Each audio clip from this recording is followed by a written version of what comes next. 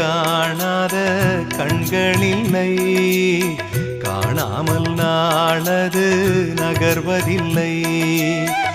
கண்ணன் என்றாலும் கள்வன் என்றாலும் கருணை புரிவான் ஸ்ரீ கிருஷ்ண பகவான்.